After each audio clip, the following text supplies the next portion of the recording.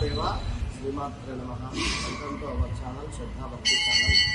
రాబోయే 9వ తారీఖు శ్రావణ మాసంలో శుక్లపక్షంలో ఈ యొక్క పంచమి గరుడ పంచమిగా మనకు శాస్త్రంలో చెప్పబడుతూ ఉన్నది. మరి ఇట్టి గరుడ పంచమి రోజు మరి ఎలాంటి కార్యక్రమాలు చేసుకుంటే బాగుంటుంది అనేటువంటి విషయాలు కావచ్చు, ఆ రోజు ఎలా నియమ నిబంధనలు చేసుకోవాలి ఉండాలి అనేటువంటి విషయాన్ని చూసుకున్నట్టయితే, ఎవరికైతే ఏలినాటి శని కానీ కాలసర్ప దోషం కానీ కాలసర్ప దోషానికి సంబంధించినటువంటి వాళ్ళు ఎవరైతే ఉన్నారో, ముఖ్యంగా కూడా ఈ యొక్క కన్యా రాశి, అదేవిధంగా మీనరాశి లగ్నాలు మీకు కేతువు ఈ యొక్క మన మీనరాశి వారికి రాహు గ్రహం ఉండడం జరిగింది.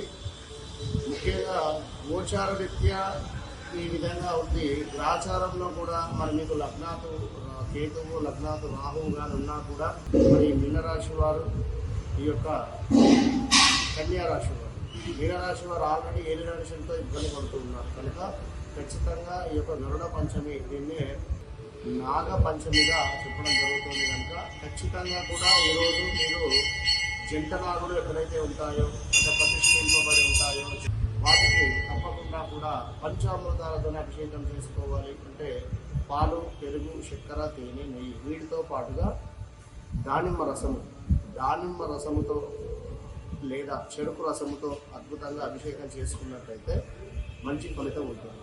ముఖ్యంగా కూడా ఈ యొక్క వివాహానికి సంబంధించి కుజ దోషాలు ఉన్నాయి, కాలసర్ప దోషాలు ఉన్నాయి అని అనుకునేటువంటి వారందరూ కూడా ఈ యొక్క పాములు ఉండేటువంటి పుట్ట వద్దకు వెళ్ళి పుట్ట చుట్టూ కూడా ప్రదక్షిణ చేసి పసుపు కుంకుమ వేసి పుట్టలో పాలు పోసినట్టయితే తప్పకుండా కూడా మంచి ఫలితం ఉంటుంది.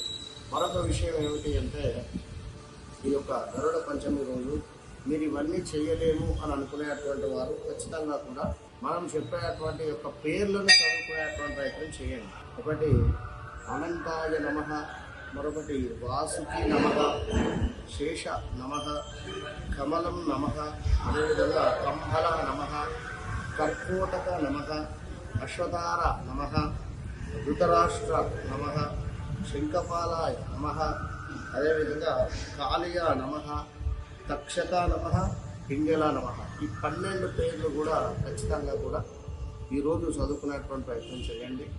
ఎంతో విశేషమైనటువంటి రోజు శ్రావణ మాసంలో శుక్లపక్షంలో పంచమి.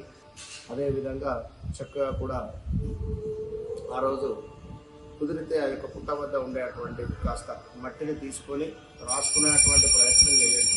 విన్నారా? మరొక విషయం ఏమిటి అంటే, ముఖ్యంగా కుజదోషము కాలసర్ప దోషానికి సంబంధించినటువంటి వారు ఎవరైతే ఉన్నారో ఖచ్చితంగా కూడా ఈరోజు మీరు ఒక వెండి నాగపడిగా దానంగా ఇచ్చినట్టయితే మంచి ఫలితం ఉంటుంది. All the best.